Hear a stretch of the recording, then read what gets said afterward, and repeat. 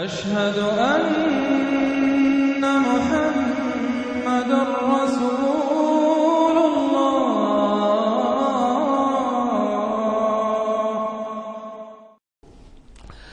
سورۃ الشورى، اور یہ سورت جو ہے اب ان 4 سورتوں میں یوں سمجھ لیے کہ کلائمیکس ہے، اس مضمون کا کلائمیکس نقطہ عروج یہاں آ رہا ہے، اور وہ ہے اجتماعی عملی توحید۔ انسان جو ہے ایک متمدن حیوان ہے، یہ مانتے ہیں سب لوگ، تمدن مل جل کر رہتا ہے، اسے اجتماعی نظام وجود میں آتا ہے۔ اجتماعی نظام کے مختلف پہلو ہم نے شمار کیے ہیں، ایک معاشرتی نظام ہے، اس سے بھی پہلے عائلی نظام ہے، خاندانی نظام ہے، پھر معاشرتی نظام ہے، پھر اقتصادی یا معاشی نظام ہے، پھر سیاسی نظام ہے۔ یہ تمام جو نظام ہیں، یہ جب تک کہ اللہ کی حاکمیت کے تابع نہیں ہوتے تو گویا کہ اجتماعی سطح پر تو توحید نہیں ہے، وہ تو شرک ہے۔ پھر افراد جو ہیں اکیلے اس میں ہو سکتے ہیں موحد ہوں، اور وہ کس شکل میں ہوں گے؟ جبکہ وہ تن من دھن اس باطل اور مشرکانہ نظام کا قضا قما کر کے اور وہاں توحید کا نظام قائم کرنے کے لیے لگے ہوئے ہوں، اور انہوں نے اس کے اندر لگا دیے ہوں، تب تو وہ ہے موحد، ورنہ تو وہ مشرک ہے۔ اگر مشرکانہ نظام کو انہوں نے دل سے تسلیم کر لیا، اسی مشرکانہ نظام میں وہ اپنی دوڑ دھوپ کر رہے ہیں پاؤں پھیلانے کے لیے، جائیداد بنانے کے لیے، اپنے کوئی پروفیشن میں شائن کرنے کے لیے، کسی اور معاملے میں ساری بھاگ دوڑ اس کے لیے ہو رہی ہے، اس کا مطلب یہ کہ انہوں نے اس نظام کو ذہنت قبول کر لیا۔ تو جنہوں نے اس طاغوت کو قبول کر لیا انہوں نے اللہ کا انکار کیا، چاہے وہ نمازیں پڑھتے ہوں بلکہ تہجد بھی پڑھتے ہوں۔ تو اقامت دین کی اصطلاح اس صورت میں آ رہی ہے، اور اقامت دین کے موضوع پر یہ قرآن مجید کا ذروۂ سلام ہے۔ بسم اللہ الرحمن الرحیم، حامیم عین سین قاف۔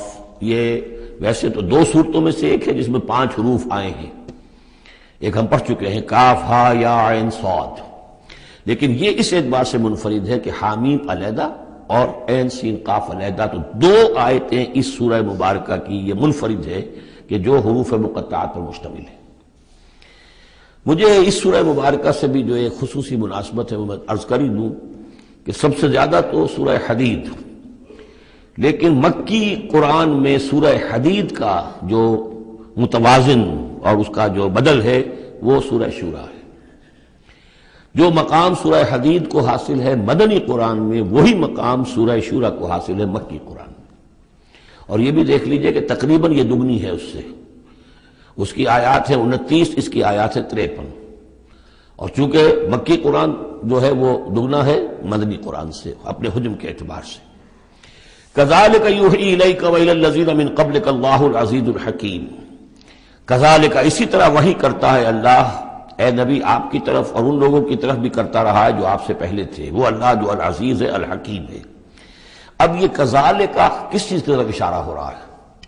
ایک تو یہ کہ جو بھی لوگ تھے اس وقت ان کے سامنے تھا کہ جس طریقے سے حضور کہتے تھے مجھ پر وحی آئی ہے، اور ایک اس سورہ مبارک کے آخر میں بھی آ جائے گا وحی کی قسمیں، جن کا کہ میں نے اس تعارف قرآن والے لیکچر میں ذکر کیا تھا، تو وہاں آگے جا کر آ جائے گا کہ وحی کس کس طور سے آتی ہے، انسانوں پر آتی رہی ہے۔ تو کذالک کی تشریح اس صورت میں وہاں ملے گی۔ لہو ما فی السماوات و ما فی الارض، اسی کا ہے جو کچھ کہے آسمانوں میں اور جو کچھ کہے زمین میں، وہو العلی العظیم، اور وہ بہت بلند و بالا ہے اور بہت عظمت والا ہے۔ تکاد السماوات یتفطرن من فوقہن، آسمان قریب ہے کہ اوپر سے پھٹ پڑے، یعنی اوپر ان کے اتنا بوجھ ہے، اتنا وزن ہے، اتنے فرشتے ہیں۔ ایک حدیث میں آتا ہے کہ بالشت بھر جگہ بھی خالی نہیں ہے جہاں کوئی نہ کوئی فرشتہ اللہ کا یا سرب سجود نہ ہو یا کھڑا نہ ہو قیام میں اللہ تعالیٰ کے لیے، تو یہ کیفیت ہے وہاں پہ۔ وما یعلم جنود ربک الا ہو، جو تیرے رب کے جو لشکر ہیں انہیں کوئی جانتا ہی نہیں سوائے خود اس کے، تو وہ پھٹ پڑنے کے تیار ہیں۔ بل ملائکۃ یسبحون بحمد ربہم، یہ سورہ مومن میں یہ بات آ چکی ہے کہ فرشتے جو ہیں وہ اہل زمین میں سے جو اہل ایمان ہیں ان کے لیے استغفار کرتے رہتے ہیں۔ والملائکۃ یسبحون بحمد ربہم، وہ اپنے رب کی تسبیح کے ساتھ حمد بھی کرتے ہیں، ویستغفرون لمن فی الارض، اور زمین والوں کے لیے جو زمین میں ہے اہل ایمان ان کے لیے استغفار کرتے رہتے ہیں۔ الا ان اللہ هو الغفور الرحیم، آگاہ ہو جاؤ یقینا اللہ ہی غفور ہے، اللہ ہی رحیم ہے۔ والذین اتخذوا من دونہ اولیاء، اور وہ ہستیاں کہ جنہیں ان لوگوں نے سمجھ لیا اولیاء، حمایتی، مددگار، بچانے والا، شافع، اور ان کے ذریعے سے تقرب حاصل کر لیں گے۔ اللہ حفیظ علیہم، اللہ تعالیٰ خود ان کا بھی نگران اللہ ہے۔ وما انت علیہم بوکیل، اور اے نبی آپ کو ان کے ذمہ دار نہیں ہے۔ وَكَذَلِكَ أَوْحَيْنَا إِلَيْكَ، کذالک پھر آ گیا، جیسے کذالک پہلی آیت میں تھا اور یہ 7ویں آیت میں بھی ہے، اس کذالک کا مفہوم آگے جا کے واضح ہوگا۔ اسی طرح ہم نے وہی کیا ہے آپ کی طرف اے نبی، قرآنًا عربیًا، یہ قرآن عربی، لِتُنذِرَ أُمَّ الْقُرَىٰ وَمَنْ حَوْلَهَا، تاکہ آپ خبردار کر دیں بستیوں کی ماں یا بستیوں کی جڑ، سب سے بڑی بستی، سب سے اہم بستی۔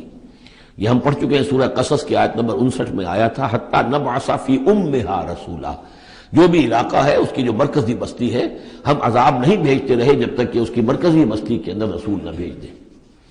تو اب یہ ام القریٰ ہے، جو مکے جو عرب کے لیے ام القریٰ ہے، ویسے یہ پوری دنیا کا ام القریٰ ہے۔ لتنذر ام القریٰ، اگر حضرت آدم واقعتاً یہ بات صحیح ہے کہ بیت اللہ حضرت آدم کا بنایا ہوا ہے، تو معلوم ہوا کہ پوری دنیا کا جو ہے واقعتاً ام القریٰ پھر یہی ہے، بیت العتیق، بہت پرانا گھر، تاکہ آپ خبردار کریں ام القریٰ کے رہنے والوں کو، من حولہا، جو ان کے ارد گرد ہیں۔ یہ مفہوم پہلے بھی آ چکا، میں نے عرض کیا ارد گرد جو ہے وہ تو دائرے کھینچتے جائیے تو پوری دنیا اس میں آ جائے گی۔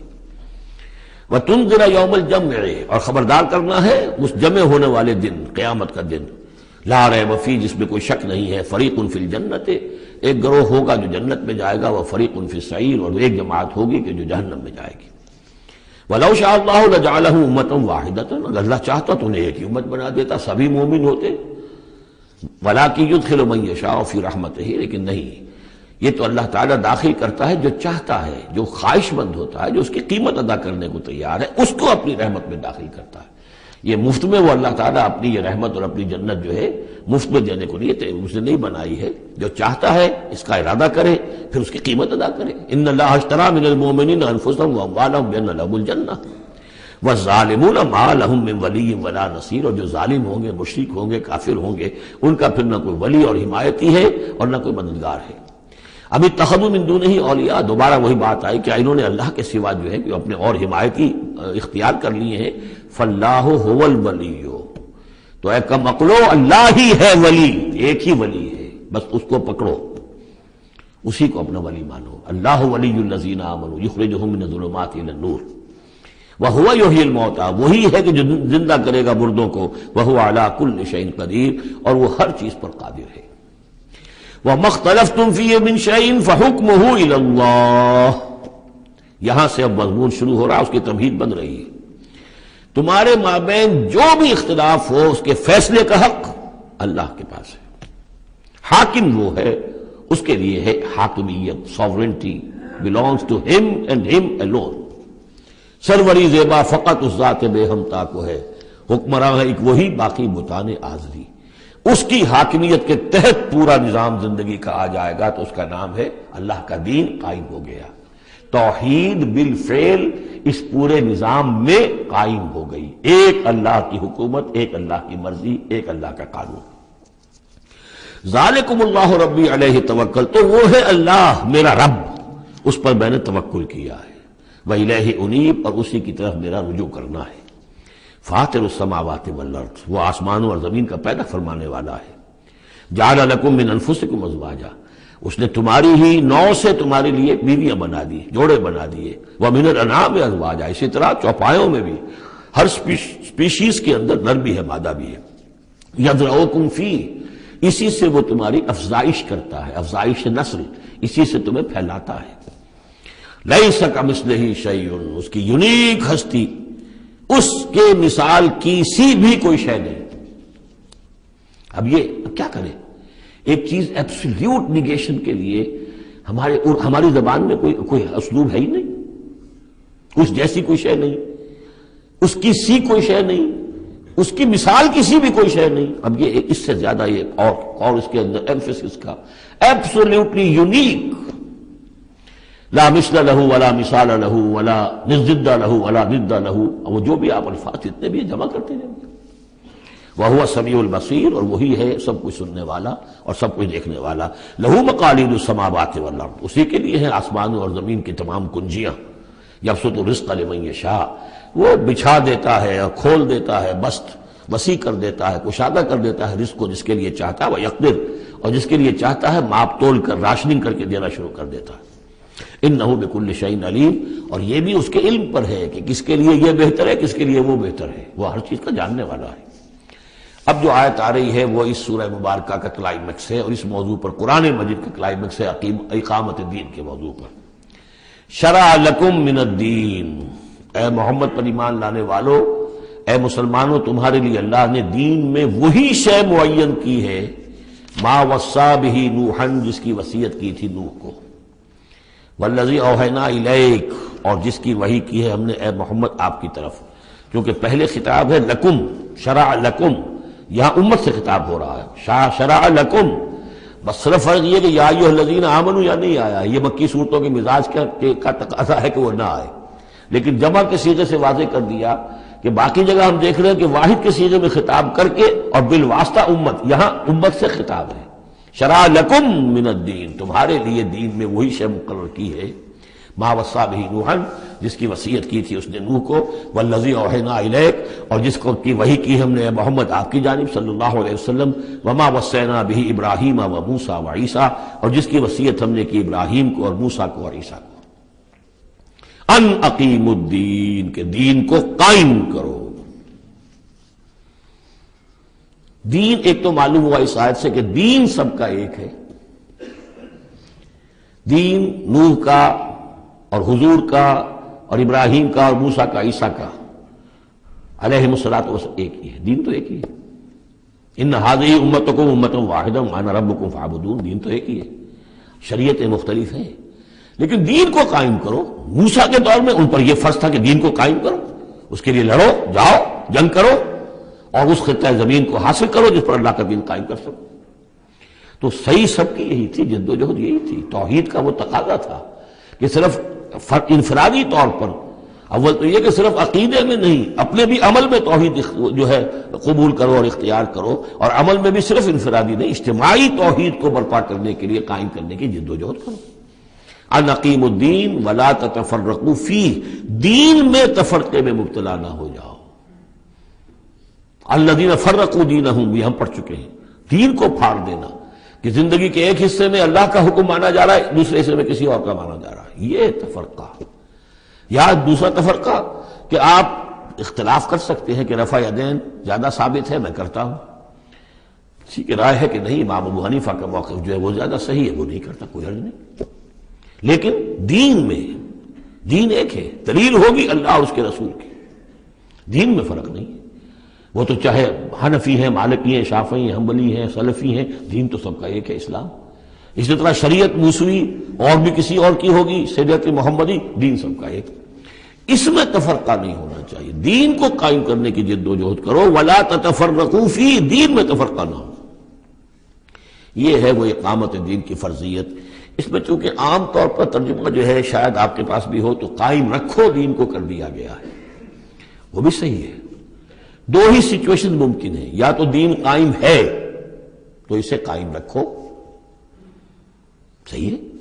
خیمہ اگر کھڑا ہے تو کھڑا رکھا جائے گا کہ آندھی آ رہی ہے تو آپ اس کی رسیوں کو پکڑ رہے ہیں، اس کے بانسوں کو پکڑ کر کھڑے ہو رہے ہیں تاکہ خیمہ گر نہ جائے، اس کو قائم رکھو۔ خیمہ گر گیا تو کھڑا کرو، اب اثر نو اسے آپ ریکٹ کریں گے۔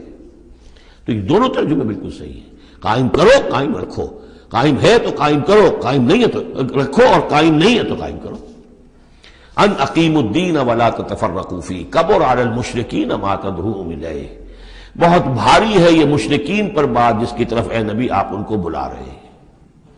انہوں نے تو زندگی تقسیم کی ہوئی ہے، جو خدا کا ہے وہ خدا کو دو، اور جو قیصر کا ہے وہ قیصر کو دو، حکومت کا ہے وہ حکومت کو دو، اور جو مولوی کا حق ہے وہ مولوی کو دو۔ اب یہ تقسیم ہے جس پر دنیا چل رہی ہے، اور اس پر اگر فرض کیجئے علماء بھی راضی ہو گئے، ٹھیک ہے، ہمیں تو جو کچھ ہے وہ مل ہی رہا ہے نا، تو وہ تو پھر گویا کہ اس دین کی تنفی ہو گئی۔ جس نے اس تقسیم کے اوپر اپنے دل کو مطمئن کر لیا، جس نے ریکنسائل کر لیا ذہناً اپنے آپ کو اس تقسیم کے ساتھ، اس کا پھر اللہ سے کوئی تعلق نہیں، چاہے مشرکوں کو کتنا ناگوار ہو، مشرک تو پسند نہیں کرے گا اس کو۔ اللہ یجتبی الیہ من یشاء، اللہ جس کو چاہتا ہے اپنی طرف کھینچ لیتا ہے، وَيَهْدِي إِلَيْهِ مَن يُنِيبُ، اور جو خود رجوع کرتا ہے اس سے وعدہ ہے اس کا کہ ہدایت دے گا۔ یہ اللہ کی شان ہے، اللہ کسی کو راہ چلتے کو بلا لیتا ہے۔ اس کو صوفیہ کہتے ہیں سالک مجذوب اور مجذوب سالک۔ کچھ لوگ ایسے ہوتے ہیں کہ جو بڑی محنت کرتے ہیں، مشقت کرتے ہیں، سلوک طے کر رہے ہیں، روحانی منزلیں طے کر رہے ہیں، پھر کہیں جا کر وہ ایسی جگہ پر پہنچے کہ وہ کہہ سکتے ہیں کہ ہاں آپ کسی مقام پر آ گئے ہیں، اللہ کا کوئی قرب حاصل ہو گیا۔ ایک وہ ہوتے ہیں جنہیں اللہ پہلے کھینچ کے اپنے قریب کر لیتا ہے پہلے، اور پھر وہ سلوک طے کرتے ہیں۔ تو کچھ لوگ اس قسم کے ہوتے ہیں۔ صدیقین جو ہیں وہ سالک مجذوب ہیں، شہداء جو ہیں وہ مجذوب سالک ہیں، کھینچ لیا حضرت عمر کو اللہ تعالیٰ نے۔ ان کے اپنے مزاج کی وہ کیفیت تھی نہیں، ان کو بالکل مزاج ہی اور تھا، ان کی دلچسپی ہی اور تھی، وہ تو کھینچ لیا۔ وما تفرقوا الا من بعد ما جاءهم العلم بغيا بينهم، اور انہوں نے تفرقہ نہیں کیا اور یہ نہیں تقسیم ہوئے مگر اس کے بعد کہ ان کے پاس علم آ چکا تھا۔ اب یہ جو اقامت دین کا دعوت لے کر حضور کھڑے ہوئے تو ایک تو ان کے مخاطبین مشرک تھے۔ فرمایا کہ اے مشرک، اے نبی صلی اللہ علیہ وسلم، یہ مشرکین کے لیے تو ہے ہی بہت مشکل بات کہ آپ کی بات کو قبول کر سکے۔ کبر علی المشرکین ما تدعوهم الیہ، تو بہت بعید ہے اس سے۔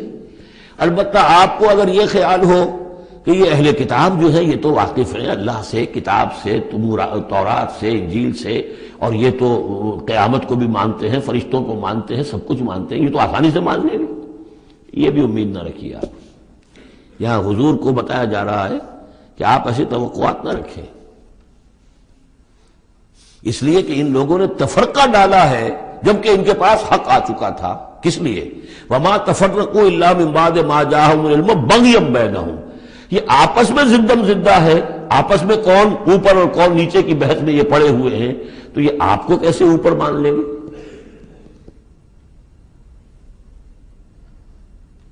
آپ کا قبلہ کیسے مان لیں گے؟ یہ ایک دوسرے کا قبلہ نہیں مانتے۔ یروشلم دونوں کا قبلہ ہے لیکن ایک نے شرقی کر لیا، ایک نے غربی کر لیا۔ جب اہل کتاب جو ہے آپس میں جھگڑ رہے ہیں، لڑ رہے ہیں، وہم یتلون الکتاب، اور جبکہ وہ پڑھ رہے ہیں کہ کتاب۔ قالت اليہود لیست النصارى علی شیء وقالت النصارى لیست اليہود علی شیء وہم یتلون الکتاب۔ تو اے نبی آپ کو کیسے مان لیں گے؟ توقع نہ رکھیے۔ توقع اگر ہوتی ہے انسان کو تو پھر مایوسی ہوتی ہے۔ Be prepared for the worst, پھر جو اللہ کی طرف سے آ گیا اس کے اوپر شکر ادا کیے، امید نہ رکھیے۔ امید زیادہ رکھیں گے تو جلدی مایوس ہو جائیں گے، تھک جائیں گے۔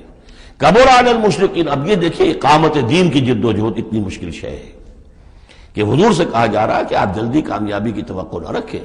مشرکین کے لیے تو خیر یہ بہت بھاری ہے ہی، ان اہل کتاب سے بھی کوئی توقع نہ رکھیے۔ وما تفرقوا الا من بعد ما جاءهم العلم بغيا بينهم ولولا كلمة سبقت من ربك الى اجل مسمى، اور اگر وہ بات پہلے ہی سے تیرے رب کی جانب سے طے نہ ہو چکی ہوتی کہ ان کے لیے ایک اجل مسمى، ایک معین وقت ہے، لقضي بينهم، ان کے جو اختلافات ہیں ان کے فیصلے ابھی چکا دیے جاتے۔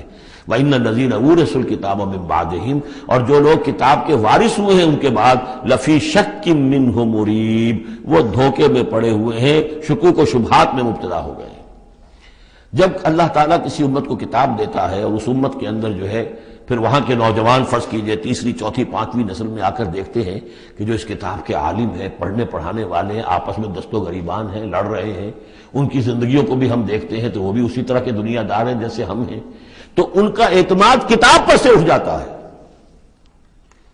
کہ ہم نے تو یہ کتاب پڑھی نہیں، انہوں نے تو پڑھی ہوئی ہے، یہ تو اس کتاب کو پیے ہوئے ہیں، اور پھر ان کا کردار یہ ہے۔ تو کیا ہے اس کتاب میں؟ پھر ذرا نوٹ کیجئے اس کو۔ وَإِنَّ الَّذِينَ أُورِثُوا الْكِتَابَ مِن بَعْدِهِمْ لَفِي شَكٍّ مِّنْهُ مُرِيبٍ، ان کے اندر شکوک و شبہات، ریب پیدا ہو جاتے۔ فَلِذَلِكَ فَادْعُ، فَلِذَلِكَ فَادْعُ، تو اے نبی آپ اسی کی دعوت دیتے رہیے، دیتے رہیے۔ ذالکہ کا اشارہ کدھر ہوگا؟ ان اقیم الدین، اقامت دین کی دعوت دیتے رہیے، دیتے رہیے۔ وَاسْتَقِمْ كَمَا أُمِرْتَ، آپ کو اقامت دین کا حکم دیا گیا ہے، دین کو غالب کرنے کی جد و جہد کے لیے آپ کو بھیجا گیا ہے، آپ اسی پر جمے رہیے۔ Never settle for anything less, یہ تو چاہیں گے کمپرومائز کرنا، وَدُّوا لَوْ تُدْهِنُوا فَيُدْهِنُونَ، یہ کافر تو چاہیں گے کہ آپ ذرا نرم پڑے تو وہ بھی نرم پڑ جائیں، لیکن آپ نہیں، آپ کھڑے رہے۔ الحق من ربکم، سورہ کہف میں ہم پڑھ چکے ہیں، الحق من ربکم فمن شاء فلیؤمن ومن شاء فلیکفر، یہ حق ہے تمہارے رب کی طرف سے، جو چاہے پورے پر ایمان لائے، جو چاہے چھوڑ دے، دفع ہو جائے۔ اللہ کو تمہاری ضرورت نہیں ہے، تمہیں اللہ کی ضرورت ہے۔ فَلِذَٰلِكَ فَادْعُ وَاسْتَقِمْ كَمَا أُمِرْتَ وَلَا تَتَّبِعْ أَهْوَاءَهُمْ، ان کی خواہشات کی پیروی نہ کیجیے۔ یہی بات ہے جو پھر آگے سورہ بقرہ میں آئی۔ آگے اس لیے کہہ رہا ہوں کہ نازل تو بعد میں ہوگی نا، ابھی 5-6 سال کے بعد نازل ہوگی سورہ بقرہ۔ لن ترضى عنك اليهود ولا النصارى حتى تتبع ملتهم، اے نبی یہودی اور نصرانی آپ سے راضی نہیں ہوں گے جب تک کہ آپ ان کی پیروی نہ کریں۔ وہ تو کہیں گے ہمارے پیچھے چلو، ہماری گدیاں ہیں، ہماری خانقاہیں چلی آ رہی ہیں، ہمارے مدرسے ہیں، ہمارے یہاں پہ یہ جو ہے مسندیں ہیں ہمارے پیچھے چلو، ہم تمہارے پیچھے کیوں چلیں؟ بڑی اہم ہے یہ 3 آیتیں، بڑی اہم ہے، بڑی اہم ہے۔ شرع لکم من الدین سے شروع ہو کر اور یہ 15ویں آیت، فَلِذَٰلِكَ فَادْعُ وَاسْتَقِمْ كَمَا أُمِرْتَ وَلَا تَتَّبِعْ أَهْوَاءَهُمْ وَقُلْ آمَنْتُ بِمَا أَنزَلَ اللَّهُ مِنْ كِتَابٍ، اور کہہ دیجئے کہ میرا ایمان تو ہے اس کتاب پر جو اللہ نے نازل کی ہے۔ یہ گویا کہ خلاصہ آ گیا یہ سورہ حامیم سجدہ کا، وہ کتاب 6 دفعہ جو کتاب کا ذکر اس میں آیا ہے۔ اس کی دعوت ہے تو اس کتاب کے ذریعے سے، استقامت ہے تو اس کتاب کو پڑھنے سے استقامت ہوگی۔ اتل ما اوحی الیک من کتاب ربک واقم الصلاۃ ان الصلاۃ تنہی عن الفحشاء والمنکر وامرت لأعدل بینکم، اور کہہ دیجئے مجھے حکم ہوا ہے تمہارے مابین عدل قائم کروں۔ تم مجھے کوئی واعظ نہ سمجھو، واعظ گو، واعظ قصہ گو، واعظ کہنے کے لیے آئے، اچھی باتیں کہیں، لوگ بھی گردن جھکا کے سن لیتے ہیں، یہ بھی واعظ کہہ کے چلے جائیں گے، کچھ خدمت کر دیں گے ان کی، کچھ پیسے ان کو ہم دے دیں گے، اللہ خیر صلی اللہ، ایک محفل ہم نے منعقد کر لی، ثواب ہو گیا۔ باقی نہ وہ کہتے ہیں کہ حرام خوری چھوڑو، نہ ہم نے چھوڑنی ہے، کام وہی کرنا ہم نے جو ہم کر رہے ہیں۔ ہاں مجلس ہم نے کر لی، عید میلاد منا لی ہم نے، اتنا بڑا جلوس کر لیا، اتنے بڑے بڑے علماء آ گئے اس کے اندر، اور بڑا عمدہ ہمارا شو ہو گیا، ٹھیک ہے، تو میں وہ نہیں ہوں۔ حضور نے فرمایا مجھے حکم ہوا ہے عدل قائم کروں، جیسے کہ حضرت ابو بکر نے کہا تھا، لوگوں جب بیعت خلافت ہوئی ہے تم میں سے ہر کمزور میرے نزدیک قوی ہوگا جب تک کہ اسے اس کا حق دلوا نہ دوں، اور ہر قوی ضعیف ہوگا جب تک کہ اسے حق وصول نہ کروں۔ عدل کو قائم کرنے کے لیے مجھے بھیجا ہے۔ وَأُمِرْتُ لِأَعْدِلَ بَيْنَكُمْ اللہ ربنا وربکم، ویسے اللہ ہمارا بھی رب ہے تمہارا بھی رب ہے، لنا اعمالنا ولکم اعمالکم، ہمارے لیے ہمارے اعمال ہے تمہارے لیے تمہارے اعمال ہے، لا حجت بیننا، آپس میں حجت بازی کرنے کا کوئی فائدہ نہیں۔ اللہ یجمع بیننا، اللہ ہمیں جمع کر دے گا، یا تو اس دنیا میں جمع کر دے گا۔ یہ ان لوگوں سے بات کہی جا رہی ہے جو کچھ نسبتاً قریب ہوتے ہیں، وہ کہتے ہیں نہیں اس طرح نہ کرو، اس طرح کر لو، مقصد تو تمہارا ٹھیک ہے، طریقہ کار یہ نہیں، یوں کرو۔ کہیے بھائی دیکھیے ہمارے سامنے جو طریقہ کار ہے ہم اس پر کام کر رہے ہیں، ہمیں وہی صحیح معلوم ہو رہا ہے، آپ کو کوئی اور اچھا لگتا ہے آپ اس پر کام کیجیے، اس میں حجت بازی کیا ضرورت ہے؟ آپ بھی مخلص ہیں ہم بھی مخلص ہیں، مقصد ہمارا ایک ہے، آج نہیں تو کل جمع ہو جائیں گے۔ یا آپ پر واضح ہو جائے گا کہ ہمارا طریقہ کار غلط تھا، یا ہم پر واضح ہو جائے گا کہ ہم نے جسے صحیح سمجھا تھا وہ غلط تھا، جڑ جائیں گے۔ جب تک آپ سمجھ رہے ہیں کہ آپ کا طریقہ کار صحیح ہے، ہم سمجھتے ہیں کہ ہمارا طریقہ کار صحیح ہے، آپ اس پر عمل کیجیے، ہم اس پر عمل کریں گے۔ اللہ ربنا وربکم لنا اعمالنا ولکم اعمالکم لا حجت بیننا وبینکم اللہ یجمع بیننا، اللہ ہمیں جمع کر دے گا، آج نہیں تو کل، کل نہیں تو پرسوں۔ جیسے منی سے چلتے ہیں قافلے، لاکھوں قافلے ہوتے ہیں جو چلتے ہیں، اور وہ 8 9 10 سڑکیں ہیں، سڑکیں کیا ہیں، وہ سب کے سب فٹ بال کے گراؤنڈز ہیں، چل رہے ہیں قافلے، لیکن سب سڑکیں جو ہیں وہ کنورج کر رہی ہیں عرفات پر۔ جیسے جیسے قافلے بڑھ رہے ہیں وہ سڑکوں کے مابین فاصلے کم ہو رہے ہیں۔ تو اگر تو ہماری منزل واقعی اقامت دین ہے تو چاہے ہم اس سڑک سے آ رہے ہیں چاہے اس سڑک سے آ رہے ہیں، آگے پہنچ جائیں گے۔ اللہ یجمع بیننا، میدان عرفات میں تو ہم جمع ہو جائیں گے نا۔ اور بالفرض اگر دنیا میں ہم جمع نہ ہوئے، الیہ المصیر، ایک دن تو آنا ہے نا قیامت کا، جب اللہ کی طرف اللہ کی عدالت میں کھڑے ہوں گے، وہاں تو ایک جگہ ہوں گے کہ نہیں؟ وہاں دودھ کا دودھ پانی کا پانی علیحدہ ہو جائے گا۔ والذین یحاجون فی اللہ من بعد ما استجیب لہ حجتہم داحضۃ عند ربہم، اور وہ لوگ جو اللہ کے بارے میں حجت بازی ہی میں لگے رہے اس کے بعد بھی کہ بہت سے لوگوں نے اس کی دعوت پر لبیک کہہ دی ہے، یعنی السابقون الاولون میدان میں آ گئے ہیں، اور اب تو انتظار ہے کہ والذین تبعوہم بإحسان، اب لوگ آئیں، جوق در جوق آئیں، فوج در فوج آئیں، لیکن جو لوگ اب بھی کھڑے ہوئے حجت بازی کر رہے ہیں حجتہم داحضۃ عند ربہم، ان کی حجت بازی ان کے رب کے نزدیک بالکل پسپا ہے، پادر ہوا ہے، اس کی کوئی حیثیت ہی نہیں۔ وعلیہم غضب، اور ان پر اللہ کا غضب ہے، ولہم عذاب شدید، اور ان کے لیے سخت عذاب ہے۔ اللہ الذی انزل الکتاب بالحق والمیزان، یہ کتاب اور میزان ایک آیت میں جمع یا یہاں ہے یا سورہ حدید میں ہے۔ سورہ حدید کی آیت نمبر 25، لقد ارسلنا رسلنا بالبینات وانزلنا معهم الکتاب والمیزان لیقوم الناس بالقسط، یا یہاں ہے اللہ ہی ہے جس نے اتاری ہے کتاب بھی حق کے ساتھ اور میزان۔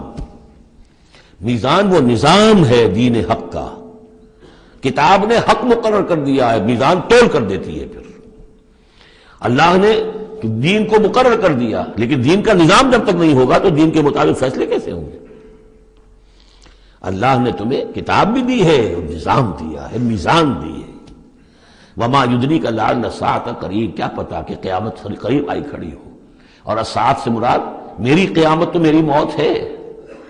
تم اگر اس میزان کو نصب کرنے کے لیے تن من دھن نہیں لگا رہے ہو تو کیا پتا مہلت عمل کل ختم ہو جائے، کیا پتا ہم میں سے کسی کو کل صبح کا سورج دیکھنا نصیب نہ ہو، کیا پتا۔ تاخیر و تعویق میں وقت ضائع کرنا سب سے بڑی حماقت ہے۔ یستعجل بها الذین لا یؤمنون بها، اس قیامت کے لیے جلدی مچا رہے ہیں وہ لوگ کہ جو اس پر ایمان نہیں رکھتے۔ والذین آمنوا مشفقون منها، جو ایمان رکھتے ہیں وہ تو اس سے ڈرتے ہیں، لرزاں و ترساں رہتے ہیں۔ جو سورہ نور میں ہم نے پڑھا، یخافون یوما تتقلب فیہ القلوب والابصار، وہ لوگ تو اس مقام میں بلند پر پہنچنے کے باوجود لرزاں و ترساں رہتے ہیں اس دن کے خیال سے جس دن اپنے پروردگار کے حضور کھڑے ہونا ہوگا۔ الذین آمنوا مشفقون منها ویعلمون ان الحق، وہ جانتے ہیں کہ وہ حق ہے، آ کر رہے گی۔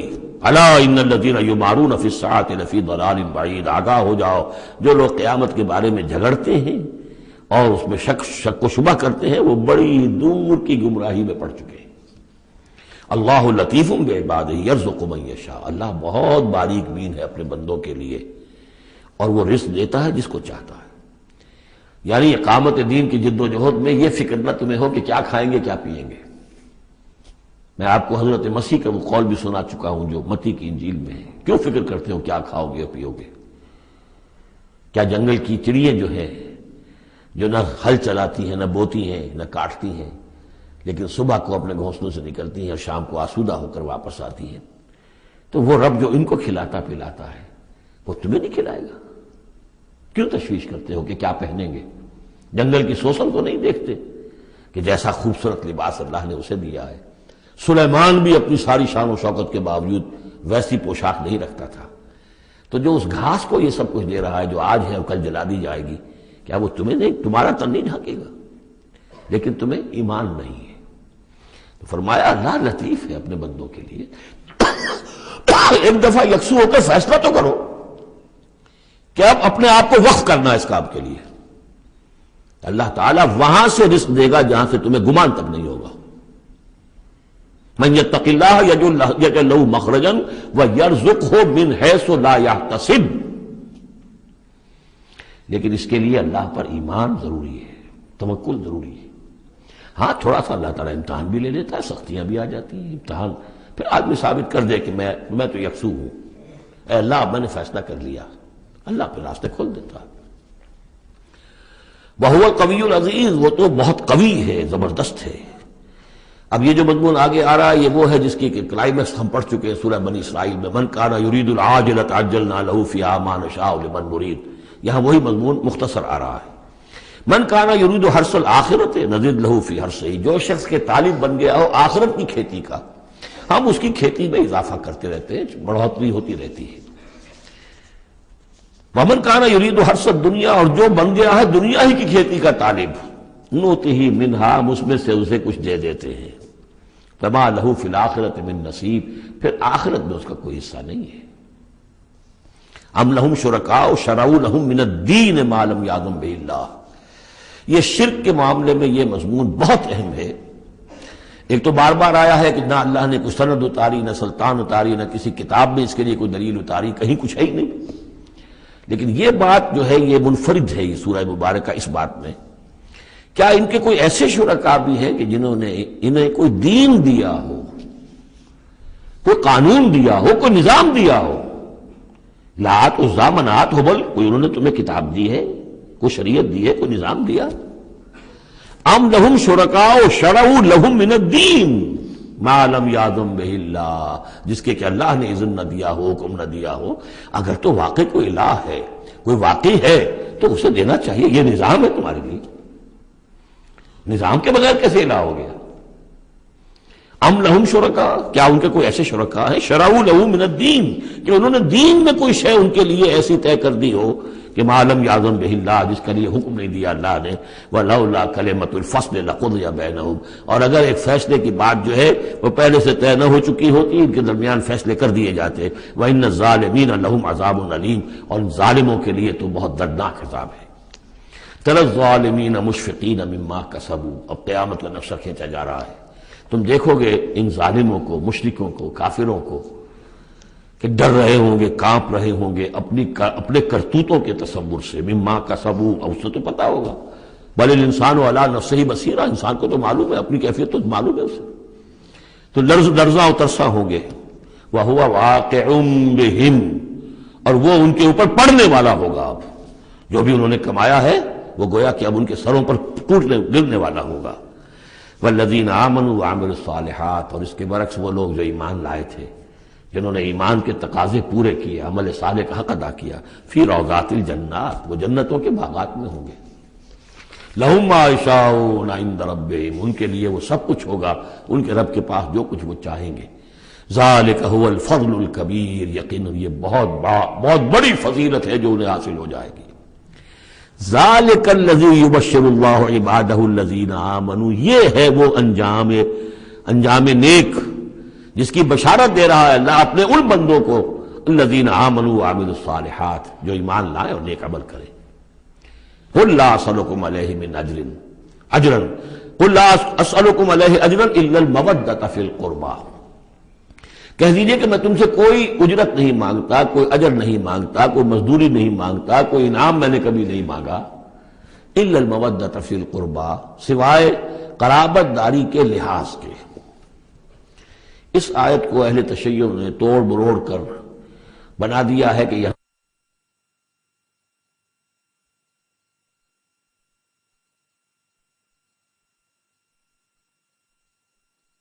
میں اہل تشیع نے اس کے مفہوم کو توڑ مروڑ کر بہت غلط اس سے نتیجہ نکالا ہے، اور وہ یہ کہ اے نبی کہہ دیجئے کہ میں تم سے کوئی اجر طلب نہیں کرتا سوائے اس کے کہ میرے قرابت داروں سے محبت کرو، یعنی اور اس میں خاص طور پر چونکہ ان کے لیے جو ہے وہ حضرت علی، حضرت فاطمہ اور حضرات حسنین رضی اللہ تعالیٰ عنہم اجمعین، ان کا خاص طور پر یہ کہ ان سے محبت جو ہے یہ مراد ہے یہاں پر۔ حالانکہ اس کا مفہوم بالکل جدا ہے کہ میں تم سے کوئی اجر تو نہیں مانگتا، لیکن یہ کہ میں تم سے یہ ضرور چاہتا ہوں کہ قرابت کا لحاظ تو کرو، میں آخر تمہارے کنبے کا آدمی ہوں، قبیلے کا آدمی ہوں، تم جو کچھ میرے ساتھ کر رہے ہو، جو عرب کی ایک تہذیب ہے، اس کا ایک کلچر ہے، قرابت کا جو لحاظ ہوتا ہے وہ تو کرو۔ تمہارا جو طرز عمل ہے اس میں تو گویا کہ تم نے ان ساری ہی جو بھی ہماری روایات میں سے جو اچھی چیزیں تھیں، میری زدم زدہ میں، میرے شقاق میں آ کر تم نے سبھی کو نظر انداز کر دیا ہے۔ بس یہ ہے اس کا مفہوم۔ قل لا اسألکم علیہ اجرا الا المودۃ فی القربى ومن یقترف حسنۃ نزد لہ فیہا حسنا، اور جو کوئی بھی کوئی بھلائی کمائے گا تو ہم اس کے لیے اس میں اور بھلائی میں اضافہ کرتے رہیں گے۔ ان اللہ غفور شکور، یقیناً اللہ تعالیٰ غفور ہے اور شکور ہے۔ ام یقولون افترى علی اللہ کذبا، کیا ان کا یہ خیال ہے کہ یہ قرآن محمد نے خود گھڑ کر صلی اللہ علیہ وسلم اللہ تعالیٰ کی طرف منسوب کر دیا ہے؟ فَإِن يَشَإِ اللَّهُ يَخْتِمْ عَلَىٰ قَلْبِكَ، اب یہاں پہ خطاب حضور سے کرتے ہوئے اللہ تعالیٰ فرما رہے ہیں کہ اے محمد اگر ہم چاہیں، اگر اللہ چاہے تو آپ کے قلب کے اوپر مہر کر دے، یعنی پھر یہ کہ یہ جو آپ کے پاس وحی آ رہی ہے وہ وحی نہیں آ سکے گی، یعنی وحی کا آنا جو ہے اس میں آپ کے اختیار کو سرے سے یہ دخل بھی نہیں ہے۔ کجا یہ کہ آپ اس کو بنائیں، گھڑیں اور اس کو خود تصنیف کریں، یہ تو بالکل خالصتاً آپ کے لیے وہبی شے ہے۔ اگر ہم چاہیں، اللہ چاہے تو یہ کہ اسی طرح جیسے کہ سورہ بنی اسرائیل میں آ چکا ہے کہ ہم چاہیں تو لنذهبن بالذی اوحینا الیک، پھر ہم لے جائیں، سلب کر کے لے جائیں آپ سے اس وحی کو، اور قرآن مجید آپ کے سینے میں سے ہم سلب کر لیں، اختیار مطلق ہمارا ہے۔ ان کو بتایا جا رہا ہے کہ اس میں محمد الرسول اللہ صلی اللہ علیہ وسلم کا شخصی طور پر کوئی دخل نہیں۔ وَيَمْحُ اللَّهُ الْبَاطِلَ وَيُحِقُّ الْحَقَّ بِكَلِمَاتِهِ، اور اللہ تعالیٰ باطل کو تو محو کر دیتا ہے، مٹا دیتا ہے، اور حق کا حق ہونا اپنی باتوں سے، اپنے کلمات سے ثابت فرما دیتا ہے۔ بس اس میں وقت لگتا ہے، لیکن یہ کہ بالآخر احقاق حق اور ابطال باطل، یہ الفاظ آئے تھے سورہ انفال میں، اس لیے کہ اس کے بعد جو ہے غزوہ بدر میں وہ احقاق حق اور ابطال باطل کا جو ہے مرحلہ گویا کہ وہ مبرہن ہو گیا، واضح ہو گیا، اور الفرقان، فرق کر دیا اس نے حق و باطل کے مابین۔ انہ علیم بذات الصدور، یقیناً وہ واقف ہے اس سے بھی کہ جو سینوں کے اندر پوشیدہ ہے۔ وَهُوَ الَّذِي يَقْبَلُ التَّوْبَةَ عَنْ عِبَادِهِ، اور وہی ہے کہ جو اپنے بندوں سے توبہ کو قبول فرماتا ہے۔ وَيَعْفُو عَنِ السَّيِّئَاتِ، اور ان کی بہت سی برائیوں سے عفو درگزر سے بھی کام لیتا ہے بہت سی برائیوں کے بارے میں۔ وَيَعْلَمُ مَا تَفْعَلُونَ، اور جو کچھ تم کرتے ہو وہ اس کے علم میں ہے۔ وَيَسْتَجِيبُ الَّذِينَ آمَنُوا وَعَمِلُوا الصَّالِحَاتِ وَيَزِيدُهُم مِّن فَضْلِهِ، اور جو لوگ ایمان لائے ہوں اور ایمان ان کے ساتھ نیک عمل کر رہے ہوں، ان کی وہ دعائیں سنتا ہے، قبول فرماتا ہے، اور انہیں اپنے فضل سے اور دیتا ہے، مزید ان کے اندر، ان کے ایمان اور اعمال کے اندر ترقی فرماتا ہے۔ وَالْكَافِرُونَ لَهُمْ عَذَابٌ شَدِيدٌ، اور جہاں تک کافروں کا تعلق ہے ان کے لیے تو پھر بہت سخت سزا ہے۔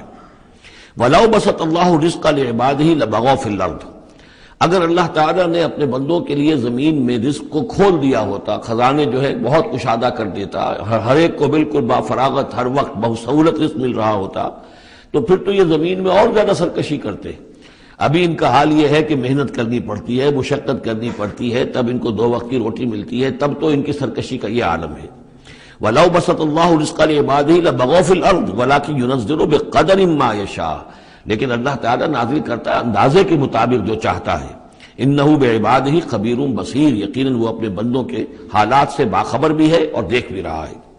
وہو الذی ینزل الغیث، اور وہی ہے کہ جو بارش برساتا ہے، من بعد ما قنطوا، جبکہ وہ مایوس ہو چکے ہوتے ہیں، یعنی موسم گزر رہا ہے اور بارش نہیں ہوئی ہے تو دلوں کے اوپر جو ہے مایوسی کے سائے گہرے ہوتے جا رہے ہیں، لیکن اچانک پھر اللہ تعالیٰ بارش برسا دیتا ہے۔ وَهُوَ الَّذِي يُنَزِّلُ الْغَيْثَ مِن بَعْدِ مَا قَنَطُوا وَيَنشُرُ رَحْمَتَهُ، اور بارش کے برسنے سے پھر اس کی رحمت جو ہے وہ پھیل جاتی ہے، عام ہو جاتی ہے، اس کا بستر بچھ جاتا ہے۔ وَهُوَ الْوَلِيُّ الْحَمِيدُ، اور یقیناً وہی ہے کہ جو پشت پناہ ہے، مددگار ہے، حامی ہے، اور اپنی ذات میں ستودہ صفات ہے، اسے کسی حمد کی حاجت نہیں ہے۔ وَمِنْ آیَاتِهِ خَلْقُ السَّمَاوَاتِ وَالْأَرْضِ، اور اس کی نشانیوں میں سے ہے آسمان اور زمین کی تخلیق۔ وَمَا بَثَّ فِيهِمَا مِن دَابَّةٍ، اور یہ کہ ان دونوں میں جو اس نے جاندار پھیلا دیے ہیں۔ ظاہر بات ہے کہ آسمانوں میں فرشتے ہیں، زمین میں آپ کو معلوم ہے حیوانات ہیں، حشرات الارض ہیں، طرح طرح کے جاندار ہیں، اور پھر انسان ہیں۔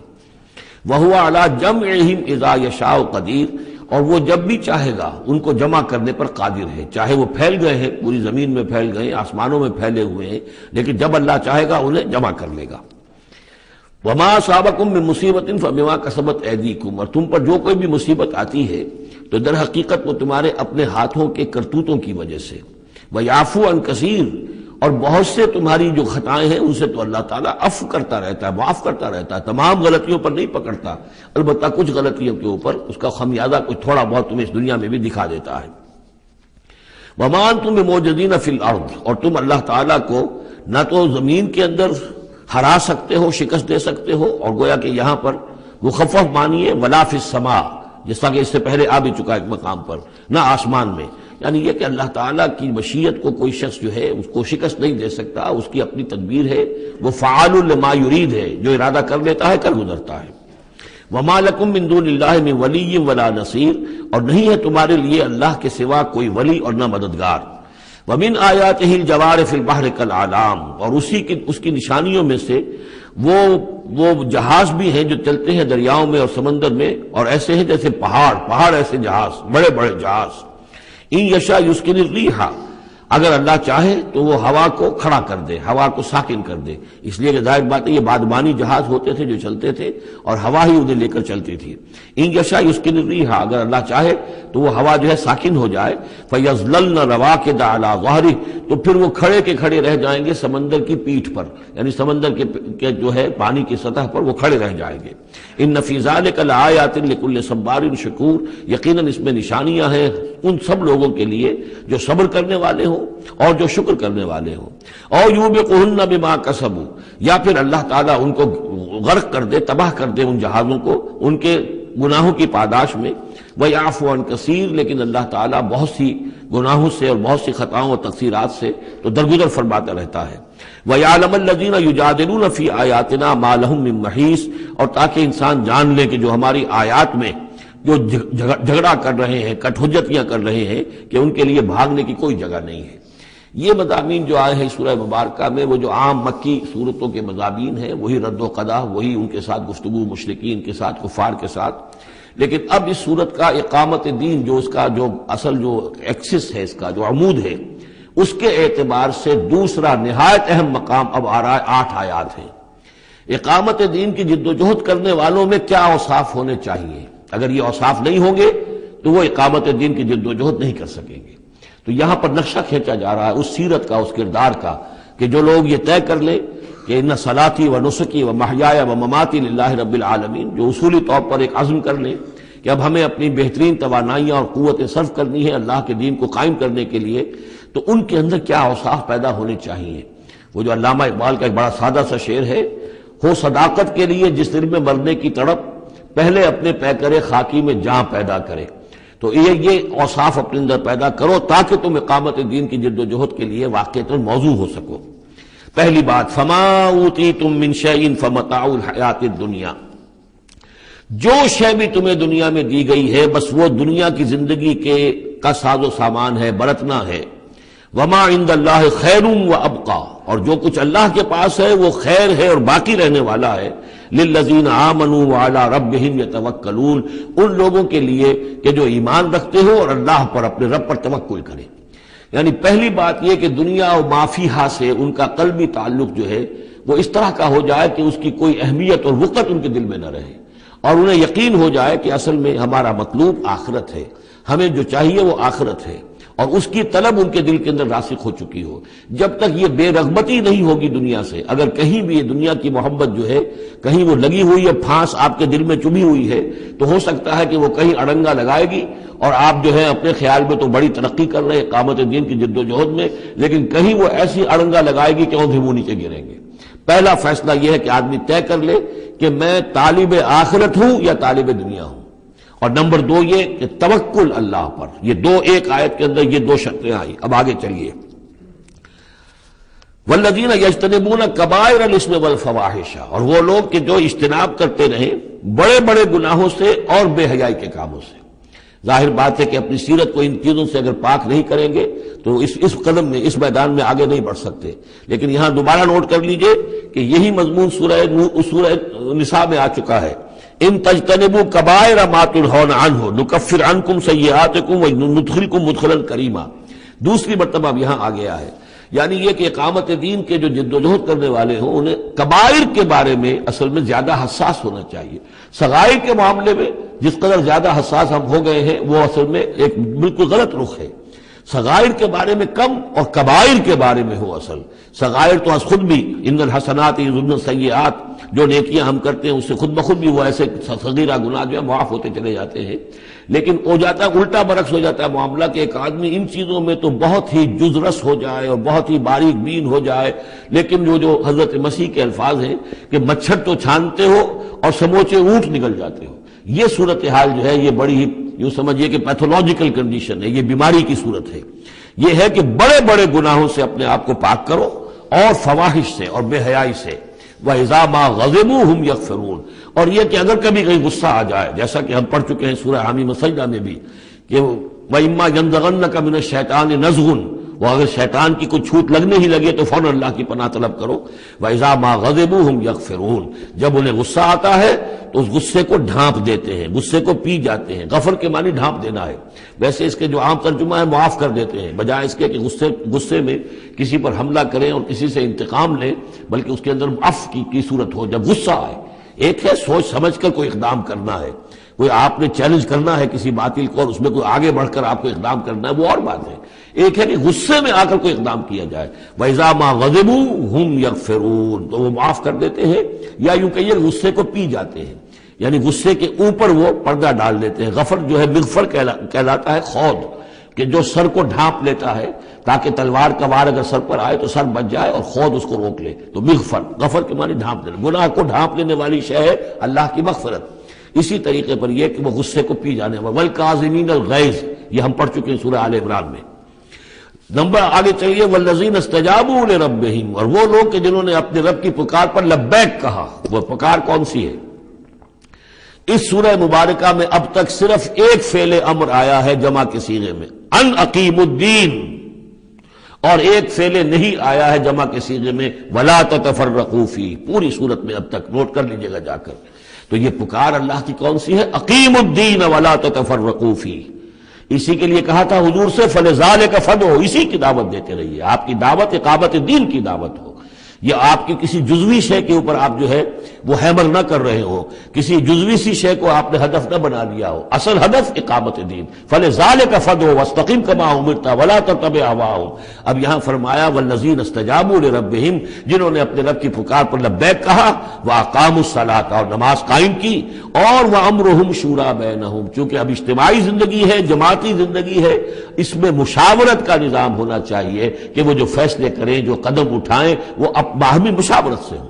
یہ بھی روح جب تک کہ اس اجتماعیت کے اندر نہیں ہوگی باہمی مشاورت کی، اور یہ کہ کوئی ایک شخص سمجھے کہ بس ہر معاملے کے اندر مجھے اپنی مرضی چلانی ہے، تو ظاہر بات ہے کہ پھر وہ کام آگے نہیں چلے گا.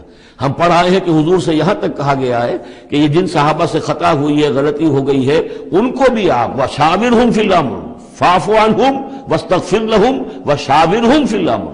حالانکہ ان سے خطا ہوئی ہے، غلطی ہوئی ہے، لیکن پھر بھی آپ انہیں اپنے مشوروں میں شامل رکھیے.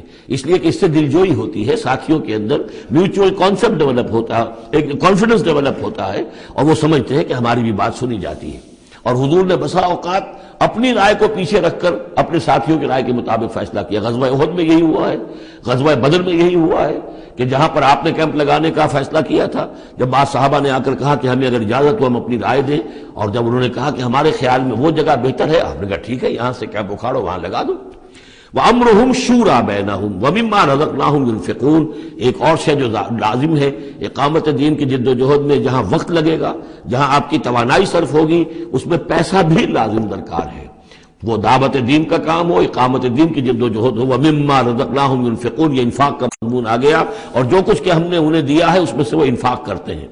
وَالَّذِينَ إِذَا أَصَابَهُمُ الْبَغْيُ هُمْ يَنْتَصِرُونَ. یہ وہ چیز ہے جس کے لیے میں نے نوٹ کرایا تھا کہ ایک ہے دعوت دین کا مرحلہ. اس دعوت کے مرحلے میں تو صورت وہ بتائی گئی کہ ادفع باللتی ہی احسن.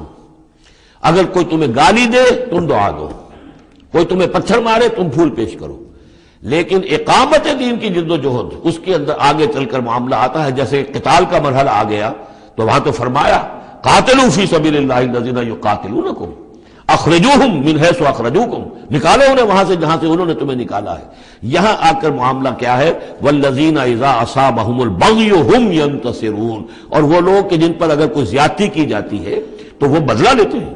یعنی یہاں پر اب اس کو اصل میں جد و جہد جو ہے حضور صلی اللہ علیہ وسلم کی، اس کے بھی اگر آپ دو مراحل سمجھیں گے تو ایک جو مکی دور میں وہ تھا، وہ دعوت کا مرحلہ تھا، ابھی اس میں اقدام کوئی نہیں کیا گیا. لیکن جب اقامت دین کے لیے اقدام شروع ہو جائے گا، آگے بڑھ کر باطل کو چیلنج کریں گے، تو اب وہ بات نہیں چل سکتی کہ معاف کر دیا کریں. وہاں تو بلکہ یہ ہے کہ جو غزوہ بدر میں جو اسیر ہوئے تھے ان کو بھی اگر فدیہ لے کر چھوڑ دیا گیا تو اللہ تعالیٰ کی طرف سے اس پر بھی اظہار ناپسندیدگی ہو گیا. بلکہ حضرت عمر کی رائے کی جو ہے گویا کہ تائید کی وہی نے کہ ان کو تو سب کو قتل کیا جانا چاہیے تھا، اور وہ ہمارے اندر جو ان کے رشتہ دار ہیں قریبی، وہ اپنے ہاتھ سے ختم کرتے. اس لیے کہ یہ فدیہ دے کر چلے جائیں گے، ظاہر بات ہے کہ اگلے سال وہی لوگ اکثر و بیشتر آ گئے کہ نہیں آ گئے، وہ چڑھائی کر کے آ گئے احد کے اندر. تو اس لیے وہاں پر آ کر جب اقامت دین کا مرحلہ جو ہے اقدام کے مرحلے میں وہ جد و جہد آتی ہے تو اس میں ہے والذین اذا اصابہم البغی ہم ینتصرون. یہ گویا کہ ان دونوں مراحل کا آپس کا فرق اور تفاوت ہے.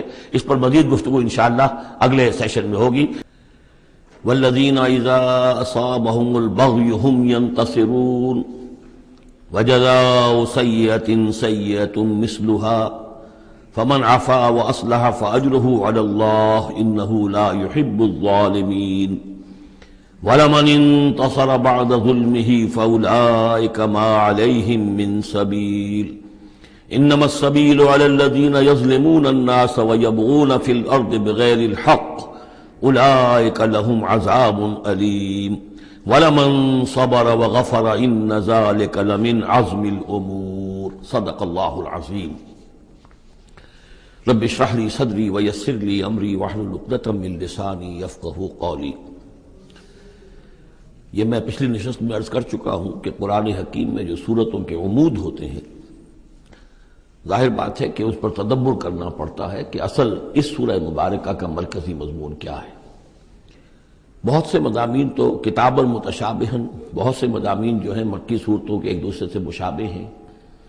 کافی چیزیں جو ہیں دہرا کر آتی ہیں ذرا مختلف الفاظ میں، مختلف اسالیب میں. تو سورہ شورى کا جو عمود ہے وہ ہے اقامت دین. اس کے اعتبار سے جو اہم ترین آیات اس کی ہیں ان کو ایک دفعہ پھر گن لیجئے. آیت نمبر 10 آئی تھی وَمَا اخْتَلَفْتُمْ فِيهِ مِنْ شَيْءٍ فَحُكْمُهُ إِلَى اللَّهِ. حاکمیت اللہ کی ہے، حکم دینے کا اختیار اس کا ہے. یہ تقریباً وہی بات ہو گئی جو سورہ یوسف میں ہم دیکھ چکے. حضرت یوسف نے کیا کہا تھا اپنے جیل کے ساتھیوں سے؟ ان الحکم الا للہ ذالک الدین القیم. یہ دین قیم ہے کہ حاکمیت کا اختیار اللہ کے پاس ہے. اس کے بعد 13ویں آیت سے لے کر ویسے تو 21ویں آیت تک یہ 9 آیات کا ایک مضمون ہے جو اہم ترین ہے، لیکن ان میں پہلی 3 آیتیں جو ہیں وہ بہت ہی جامع، بہت اہم ہیں. جس میں سے آیت نمبر 13 میں آیا ان نقیم الدین ولا تتفرقوا فیہ. دین قائم کرو اور دین کے معاملے میں تفرقے میں مبتلا نہ ہو. اور جزیات میں اختلاف ہو جائے کوئی بات نہیں ہے، لیکن دین جو اصل وحدت ہے اور اس کی اقامت کی جد و جہد، اس میں تفرقہ نہیں. پھر اس میں حضور کو حکم کہ آپ ڈٹے رہیے، اسی بات کا حکم دیتے رہیے. اور اس میں یہ کہ ان کی خواہشات کی پیروی نہ کیجیے. اور اہم ترین بات آ گئی وَأُمِرْتُ لِأَعْدِلَ بَيْنَكُمْ. کہہ دیجئے کہ میں عدل قائم کرنے آیا ہوں. میں صرف واعظ کہنے والا نہیں ہوں بلکہ عدل قائم کرنا یہ میرا فرض منصبی ہے. پھر اسی سلسلے کی آخری آیت جو ہے 21ویں آیت، اس میں یہ ام لہم شرکاء شرعوا لہم من الدین ما لم یأذن بہ اللہ. کیا ان کے شریکوں میں کوئی ایسا بھی ہے جس نے دین دیا ہو ان کو؟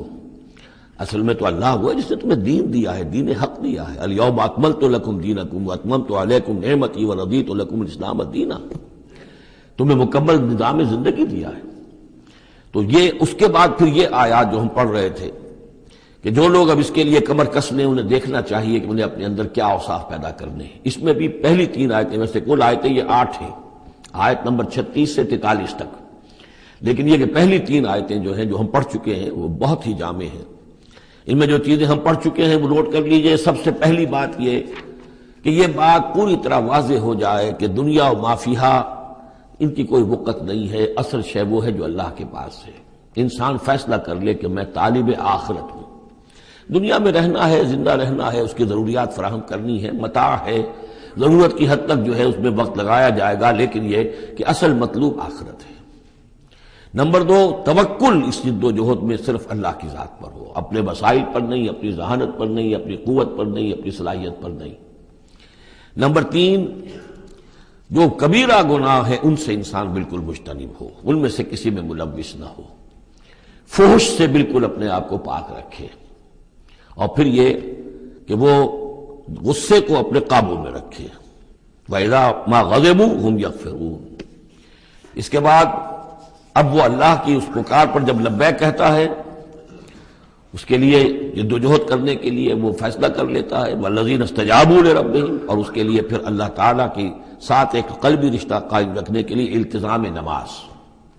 وَأَقَامُوا الصَّلَاةَ وَأَمْرُهُمْ شُورَىٰ بَيْنَهُمْ، اور پھر مشاورت کا انتظام اور آخری بات یہ کہ جو کچھ اللہ نے دیا اسے لگا دینا، کھپا دینا، جہاد بالمال۔ 3 آیتوں میں اتنی باتیں ہیں کہ جو سامنے آئی ہیں، اور یہ مکی صورت ہے، یعنی یہ سمجھیے کہ جو کچھ مدنی دور میں آ کر پھر صحابہ کرام کی طرف سے جو جو چیزیں ظاہر ہوئی ہیں اس کے لیے گویا کہ یہ ہے تمہید، یہ میدان تیار کیا گیا ہے، ان کو اس کے لیے ذہناً جو ہے پوری طریقے سے تیار کر لیا گیا ہے مکی صورتوں میں۔ البتہ اب جو 5 آیتیں ہیں ان میں در حقیقت ایک ہی مضمون آ رہا ہے جو میں عرض کر چکا ہوں کہ پچھلی صورت جو ہے وہ اس کا مرکزی مضمون تھا دعوت۔ اس میں تو یہ ہے دعوت کے مرحلے پر تو آپ کو خوشامد بھی کرنی پڑتی ہے، لوگوں کو جا کر ان کے دروازوں پر دستک دینی پڑے گی، ان کی جلی کٹی باتیں بھی سننی ہوں گی، اور یہ کہ اگر وہ گالیاں دیں تو بھی صبر کرنا ہوگا، وہ اگر کچھ اور آپ پر زیادتی کرے برداشت کرنا ہوگا، وہ معاملہ اور ہے۔ لیکن اقامت دین کی جد و جہد میں ایک وقت وہ آتا ہے کہ پھر جب ایکٹیو ریزسٹنس ہوتی ہے، وہ پہلا دور ختم ہوا، اب جب آ گیا وہ دور ایکٹیو ریزسٹنس، چیلنج، میدان میں آ کر اور باطل کو للکارنا، اب وہاں یہ ہے کہ اب یہ قانون بدل گیا۔ والذین اذا اصابہم البغی ہم ینتصرون، وہ لوگ کہ جن پر اگر کوئی زیادتی ہو وہ بدلہ لیتے ہیں۔ وجزاء سیئۃ سیئۃ مثلھا، اب دیکھیں کس قدر اس میں بظاہر کنٹراسٹ ہے۔ لا تستوی الحسنۃ ولا السیئۃ ادفع بالتی ہی احسن، وہاں تو یہ تلقین تھی اور یہاں پر تلقین مختلف ہے، اور یہی 2 ادوار ہیں حضور کی سیرت کے۔ مکے میں حکم یہ تھا کہ تمہارے ٹکڑے بھی کر دیے جائیں تو تم نے ہاتھ نہیں اٹھانا، کفو ایدیکم۔ مدینے میں آگے فرمایا گیا کہ لڑو، جنگ کرو، اینٹ کا جواب پتھر سے دو، جو زیادتی وہ کریں اتنی زیادتی تم بھی کرنے کا تمہیں حق ہے۔ وہ اگر بٹا لگاتے ہیں اشہر حرم کی حرمت کو تو تم بھی اب اس وجہ سے رک نہ جاؤ کہ اشہر حرم ہے، ان کو اسی مہینے میں ان کو بھی قتل کرو۔ یہ ساری چیزیں جو ہیں اب سورہ بقرہ کے اندر پڑھا ہے۔ تو یہ انداز جو ہے یہ دعوت اور اقامت، ان دونوں الفاظ کے حوالے سے اس کو سمجھ لیجئے کہ یہ فرق اور تفاوت ہے۔ وجزاء سیئۃ سیئۃ مثلھا، اور برائی کا بدلہ ویسی ہی برائی ہے۔ فمن عفا واصلح فاجرہ علی اللہ، ہاں اگر کوئی معاف کر دے اور معاف کرنے میں اصلاح کی صورت نظر آ رہی ہو، یہ معاف کرنا اگر اسی اعتبار سے ہو کہ کسی شخص کو معاف کرنے سے توقع ہو کہ وہ صحیح ہو جائے گا، درست اپنے آپ کو کر لے گا، فاجرہ علی اللہ، تو ایسے شخص کا اجر اللہ کے ذمے ہے۔ انہ لا یحب الظالمین، لیکن اللہ ظالموں کو پسند نہیں کرتا۔ یہ ہم پڑھ چکے ہیں سورہ بقرہ میں بھی، وَلَكُمْ فِي الْقِصَاصِ حَيَاةٌ يَا أُولِي الْأَلْبَابِ، اے ہوش مندو قصاص میں زندگی ہے۔ وَلَمَنِ انتَصَرَ بَعْدَ ظُلْمِهِ، اور جو شخص بدلہ لے، انتقام لے اس کے بعد کہ اس پر ظلم کیا گیا، فَأُولَٰئِكَ مَا عَلَيْهِم مِّن سَبِيلٍ، تو اس پر کوئی الزام نہیں ہے۔ آپ یہ نہیں کہہ سکتے بھائی تم نے معاف کیوں نہیں کیا، نہیں، اس کا حق ہے، اگر وہ معاف نہیں کرتا وہ بدلہ لے سکتا ہے۔ وَلَمَنِ انتَصَرَ، دیکھیے انداز ہی بالکل مختلف ہے یہ، اور یہی 2 مرحلے ہیں۔ اسی کو پھر ہائی لائٹ کیا ہے پروفیسر منگمری واٹ نے، محمد ایٹ مکہ کچھ اور ہے، محمد ایٹ مدینہ کچھ اور ہے۔ وہاں صورت یہ تھی کہ کفو ایدیکم، اپنے ہاتھ بندھے رکھو، نغمہ ہے بلبل شوریدہ تیرا خام ابھی، اپنے سینے میں اسے اور ذرا تھام، ابھی ایک وقت آئے گا تمہیں اجازت دی جائے گی، تم اپنے پورا انتقام لینا ان سے۔ جیسا کہ میں نے عرض کیا، جس طرح پھر حضرت بلال نے قتل کیا ہے اپنے اس آقا کو، سابق آقا کو، امیہ ابن خلف کو، وہ ان کو اس کا حق تھا۔ وَلَمَنِ انتَصَرَ بَعْدَ ظُلْمِهِ، یہ بالکل اسی طرح کی بات آ گئی جیسے کہ 6 پارے کی پہلی آیت تھی، لا يحب اللہ الجہر بالسوء الا من ظلم، اللہ کو کوئی بری بات زبان سے نکالنا بلند آواز سے پسند نہیں ہے، لیکن وہ شخص جس پر ظلم کیا گیا مظلوم ہے وہ اس سے مستثنی رہے گا۔ وَلَمَنِ انتَصَرَ بَعْدَ ظُلْمِهِ، جو بدلہ لیتا ہے، انتقام لیتا ہے جبکہ اس کے اوپر ظلم کیا گیا، فَأُولَٰئِكَ مَا عَلَيْهِم مِّن سَبِيلٍ، اس پر کوئی ملامت نہیں ہے، کوئی الزام نہیں۔ إِنَّمَا السَّبِيلُ عَلَى الَّذِينَ يَظْلِمُونَ النَّاسَ، اصل میں تو الزام ان پر ہے کہ جو لوگوں پر ظلم کرتے ہیں، ان کے حقوق تلف کرتے ہیں، انہیں ایکسپلائٹ کرتے ہیں۔ وَيَبْغُونَ فِي الْأَرْضِ بِغَيْرِ الْحَقِّ، اور زمین کے اندر سرکشی کرتے ہیں، ناحق، خود حاکم بنتے ہیں، قوموں کو اپنا غلام بناتے ہیں، قوموں کا استحصال کرتے ہیں، ان کا خون چوستے ہیں۔ الزام ہوگا تو ان پر ہوگا، نہ یہ کہ جو لوگ بدلہ لیتے ہیں۔ اولئک لہم عذاب علیم، اب دیکھیے عدل اور انصاف کی کیا اہمیت ہے، اور یہ میں نوٹ کراتا آ رہا ہوں آپ کو۔ سورہ آل عمران میں فرمایا اللہ کی شان میں قائما بالقسط، وہ قسط کا قائم کرنے والا ہے۔ سورہ نساء میں فرمایا مسلمانوں سے یا ایھا الذین آمنوا کونوا قوامین بالقسط شہداء للہ۔ سورہ مائدہ میں پھر فرمایا یا ایھا الذین آمنوا کونوا قوامین للہ شہداء بالقسط۔ اور اس کے بعد اب آپ دیکھ رہے ہیں اس سورہ مبارکہ میں حضور سے کہا گیا کہ کہہ دیجئے مجھے بھیجا گیا ہے عدل قائم کرنے کے لیے، وَأُمِرْتُ لِأَعْدِلَ بَيْنَكُمْ، اور یہ ہے اصل جو کہ لوگوں کے حقوق کو غصب کرتے ہیں، ان پر ظلم ڈھاتے ہیں، اور یہ کہ زمین میں سرکشی کرتے ہیں ناحق۔ ان پر ہے الزام. وَلَمَنْ صَبَرَ أُولَٰئِكَ لَهُمْ عَذَابٌ عَلِيمٌ، یہ وہ لوگ ہیں جن کے لیے عذاب علیم ہے. وَلَمَنْ صَبَرَ وَغَفَرَ إِنَّ ذَلِكَ لَمِنْ عَزْمِ الْأُمُورِ، ہاں یہ ایسی کیفیت ہو سکتی ہے کہ کوئی شخص صبر کرے اور معاف کر دے تو یہ بہت بڑے اونچے اور بڑی ہمت کے کاموں میں سے ہے، لیکن یہ دیکھ کر سچویشن کے مطابق ہوگا. اس کے بعد پھر وہی مکی صورتوں کے جو مضامین ہیں اس کو دیکھیے. وَمَن يُضْلِلِ اللَّهُ فَمَا لَهُ مِن وَلِيٍّ مِّن بَعْدِهِ، اور جس کو اللہ تعالیٰ نے گمراہ کر دیا ہو، یعنی جس کی گمراہی پر اللہ تعالیٰ کی طرف سے مہر لگ چکی ہے، تو اس کے لیے پھر کوئی نہیں ہے اس کے بعد کوئی ولی، کوئی نہیں ہے کہ جو اس کو ہدایت دے سکے. وَتَرَى الظَّالِمِينَ لَمَّا رَأَوُا الْعَذَابَ يَقُولُونَ هَلْ إِلَىٰ مَرَدٍ مِّن سَبِيلٍ، اور تم دیکھو گے ظالموں کے کہ جب وہ دیکھیں گے عذاب کو تو وہ کہیں گے کہ کہیں پھر جانے کے لیے کوئی راستہ ہے یا نہیں، لوٹ جانے کے لیے دنیا کی طرف واپس جانے کا بھی کوئی راستہ ہے یا نہیں. وَتَرَاهُمْ يُعْرَضُونَ عَلَيْهَا، اور جب تم دیکھو گے انہیں کہ وہ پیش کیے جائیں گے عذاب کے سامنے، جہنم کے سامنے کھڑے کیے جائیں گے. خاشعین من الذل، ان کے نگاہیں زمین میں گڑی ہوئی ہوں گی اس ذلت کی وجہ سے. ینظرون من طرف خفی، اپنی کننکھیوں سے دیکھ رہے ہوں گے، اپنے ایک دوسرے سے بات کریں گے. وقال الذین آمنوا، اور اہل ایمان اس وقت کہیں گے ان الخاسرین الذین خسروا انفسهم واہلیہم یوم القیامہ، واقعتاً تباہ و برباد ہونے والے تو وہ لوگ ہیں جنہوں نے اپنے آپ کو اور اپنے اہل و عیال کو قیامت کے دن اس خسارے اور اس تباہی میں مبتلا کیا. الا ان الظالمین فی عذاب مقیم، آگاہ ہو جاؤ کہ یقیناً یہ ظالم ایک مسلسل عذاب میں رہیں گے، قائم رہنے والا، دائم رہنے والا عذاب. وما كان لهم من اولیاء ينصرونهم من دون اللہ، اور ان کے کوئی مددگار نہیں ہوں گے کہ جو ان کی مدد کر سکے اللہ کے مقابلے میں. ومن يضلل اللہ فما له من سبیل، اور جسے اللہ تعالیٰ نے گمراہ کر دیا ہو اب اس کے لیے کوئی راستہ نہیں. اب پھر دو آیتیں بڑی عظیم آ رہی ہیں کہ جو اقامت دین سے متعلق ہیں. استجیبوا لربکم من قبل ان یأتی یوم لا مرد له من اللہ ما لکم من ملجأ یومئذ وما لکم من نکیر. وہی لفظ استجابت آ گیا، والذین استجابوا لربہم، وہاں وہ مدح کے انداز میں تھا جن لوگوں نے اپنے رب کی پکار پر لبیک کہا. اب یہاں پکار ہے، یہ سب کچھ تم نے سن لیا، پڑھ لیا، دیکھ لیا، سمجھ لیا. استجیبوا لربکم، اب اپنے رب کی پکار پر لبیک کہو. من قبل ان یاتی یوم لا مرد له من اللہ، اس سے پہلے کہ اللہ کے حکم سے وہ دن آ جائے کہ پھر جس کو لوٹایا نہیں جا سکے گا. تمہاری موت کا وقت بھی آ سکتا ہے، کل آ سکتا ہے. تم نے لمبے چوڑے پلان بنائے ہوئے ہیں، یہ میں کر لوں، ذرا یہ کر لوں، اس سے فارغ ہو جاؤں، اس ذمہ داری سے نبٹ لوں، پھر بس اپنے آپ کو فارغ کر دوں گا دین کے لیے. پتہ نہیں وہ وقت آتا ہے کہ نہیں آتا، تمہارے پاس اتنی مہلت ہے کہ نہیں ہے. دیر مت کرو. استجیبوا لربکم، اپنے رب کی، اور وہ استجابت کس بات کی؟ اقیموا الدین ولا تتفرقوا فیہ، کہ دین کو قائم کرو اور اقامت دین اور اقامت دین کی جد و جہد میں اختلاف نہ کرو. استجیبوا لربکم من قبل ان یاتی یوم لا مرد له من اللہ ما لکم من ملجأ یومئذ، نہیں ہوگا تمہارے لیے اس دن کوئی ٹھکانہ، کہیں جائے پناہ نہیں ملے گی. وما لکم من نکیر، اور نہیں ہوگا تمہارے لیے وہاں منکر ہو جانا، انکار کر دینا، تم اپنی خطاؤں سے انکار نہیں کر سکو گے. فإن اعرضوا، اب یہاں خطاب ہے حضور سے، اے نبی، فإن اعرضوا، اگر یہ اعراض کریں، اگر اللہ کی اس پکار پر لبیک نہ کہیں، اگر اس کے لیے کمر نہ کسیں، فما ارسلناک علیہم حفیظا، تو ہم نے آپ کو ان پر کوئی ذمہ دار بنا کر نہیں بھیجا ہے، آپ ان کے اوپر داروغہ بنا کر نہیں بھیجے گئے. ان علیک الا البلاغ، نہیں ہے آپ پر مگر صاف پہنچا دینے کی ذمہ داری. یہ حضور کی طرف رخ کر کے فرمایا. وَإِنَّا إِذَا أَذَقْنَا الْإِنسَانَ مِنَّا رَحْمَةً، اور جب ہم انسان کو اپنی رحمت کا مزہ چکھاتے ہیں، فرح بہا، تو وہ اتراتا ہے اور خوشی سے پھولے نہیں سماتا. وَإِن تُصِبْهُمْ سَيِّئَةٌ بِمَا قَدَّمَتْ أَيْدِيهِمْ، اور اگر انہیں کوئی آ پڑے ان پر کوئی برائی ان کے اپنے ہاتھوں کے کرتوتوں کے بدولت، فَإِنَّ الْإِنسَانَ كَفُورٌ، تو انسان بالکل ناشکرا بن جاتا ہے. لِلَّهِ مُلْكُ السَّمَاوَاتِ وَالْأَرْضِ، آسمانوں اور زمین کی بادشاہی اللہ ہی کے لیے.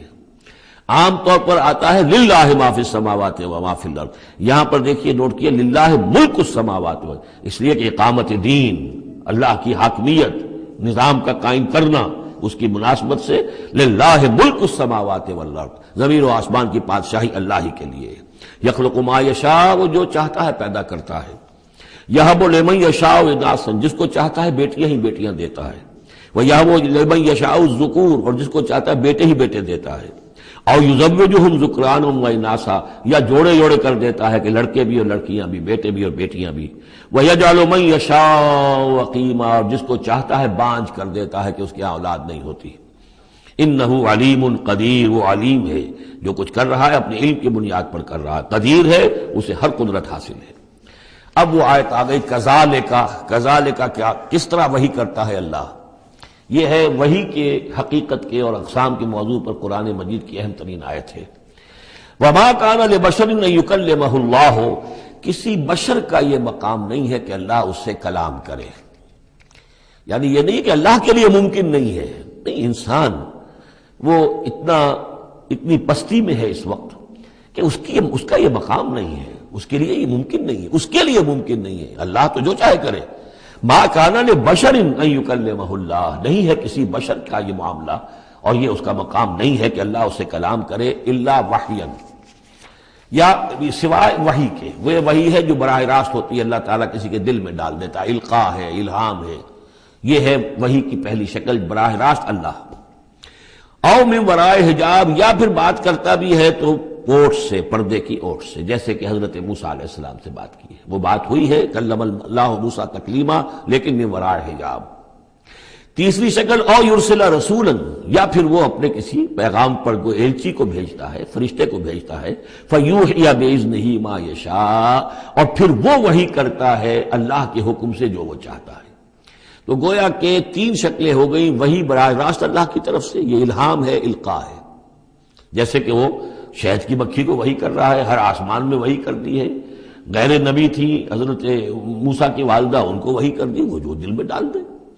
اور دوسرے یہ کہ کلام کی دوسری شکل من ورائے حجاب، جیسے حضرت موسیٰ۔ تیسرا یہ ہے قرآن کے نزول کی شکل، کہ جبریل کے ذریعے سے، فرشتے کے ذریعے سے وہ قرآن آیا ہے اور وہ انہوں نے حضور کے قلب مبارک پر براہ راست نازل کیا ہے۔ انہ علی حکیم، اللہ بہت بلند و بالا ہے، یعنی اللہ کی جو شان ہے وہ اتنی بلند ہے کہ وہ اس سے آگے انسان سے کھلم کھلا جو ہے کلام کرنا اس کی شان سے فروتر ہے، اور حکیم ہے، کمال حکمت والا ہے۔ اس نے جو بھی طریقہ بنایا کمیونیکیشن کا انسانوں کے ساتھ، وہ یہ طریقہ ہے جو اس نے بتا دیا۔ وَكَذَلِكَ أَوْحَيْنَا إِلَيْكَ رُوحًا مِّنْ أَمْرِنَا، اسی طرح ہم نے وحی کی ہے اے نبی آپ کے جانب اپنے امر میں سے ایک روح۔ اب یہاں وحی کو پھر روح کہا ہے، روح من امر۔ وَكَذَلِكَ أَوْحَيْنَا إِلَيْكَ رُوحًا مِّنْ أَمْرِنَا، یہ قرآن جو ہے یہ روح من امرنا ہے، یہ ہم نے آپ کی طرف وحی کیا ہے۔ اور یہ اب اہم ترین مقام آ رہا ہے قرآن میں، یہ بتانے کے لیے کہ خود حضور صلی اللہ علیہ وسلم کا ایمان جو ہے وہ بھی قرآن کے ذریعے سے در حقیقت اس نے ایک حقیقی اور واقعی شکل اختیار کی ہے۔ حضور کو قرآن ایمان کہاں سے ملا؟ حضور خود جو ہے وہ تو ایک ایمان کی دہکتی ہوئی بھٹی تھے کہ جو بھی آپ کے قریب آیا اسے ایمان مل گیا۔ اگر تو بیڈ کنڈکٹر آف ہیٹ ہے تو ظاہر بات ہے کہ بھٹی کے سامنے بیٹھ جاؤ، کچھ بھی ہو جاؤ، بیڈ کنڈکٹر کو تو ہیٹ نہیں پہنچے گی، لیکن گڈ کنڈکٹر ہوگا تو جو بھی ہوگا بھٹی کے سامنے ہوگا اس سے حرارت پہنچ جائے گی۔ حضور کو کہاں سے ملا ایمان؟ یہ سوال ہے۔ ما کنت تدری ما الکتاب ولا الایمان، اے نبی آپ نہیں جانتے تھے کیا ہوتی ہے کتاب اور کیا ہوتا ہے ایمان، نہ آپ نے کوئی کتاب پڑھی تھی، نہ آپ نے کوئی تعلیم حاصل کی تھی، نہ آپ نے تورات پڑھی تھی، آپ تو ان چیزوں سے ناواقف تھے، آپ تو امیین میں سے تھے۔ ما کنت تدری ما الکتاب ولا الایمان ولیکن جعلناہ، اس قرآن کو ہم نے بنایا ہے نوراً نہدی بہ من نشاء من عبادنا، وہ نور بنایا ہے کہ جس کے ذریعے سے ہم ہدایت دیتے ہیں اپنے بندوں میں سے جس کو چاہتے ہیں۔ اور یہ سب سے پہلے یوں سمجھیے، جو میں نے عرض کیا ہے کہ فطرت انسانی میں ڈورمنٹ ایمان موجود ہے، تو روح محمدی میں سب سے زیادہ قوی، جیسے پیٹرول کی مثال آئی تھی کہ ذرا سی وہ دیوار سلائی ابھی دور ہی ہوگی، پیٹرول آگے بڑھ کر جو ہے اس کو پکڑ لے گا۔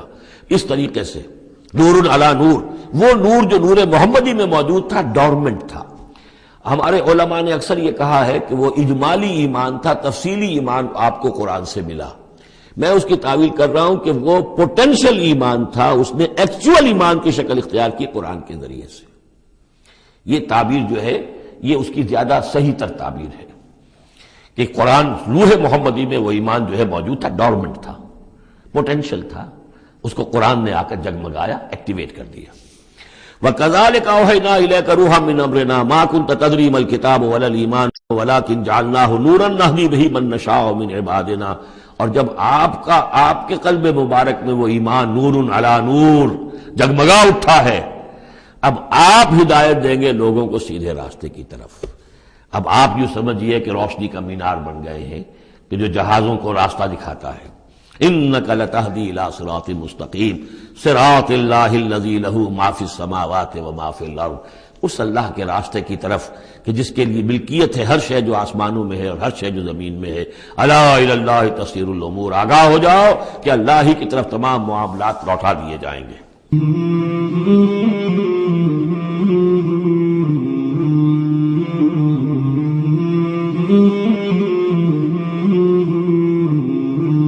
مولاي صل وسلم دائما أبدا على حبيبك خير الخلق كلهم، مولاي صل وسلم دائما أبدا على حبيبك خير الخلق كلهم، مولاي صل وسلم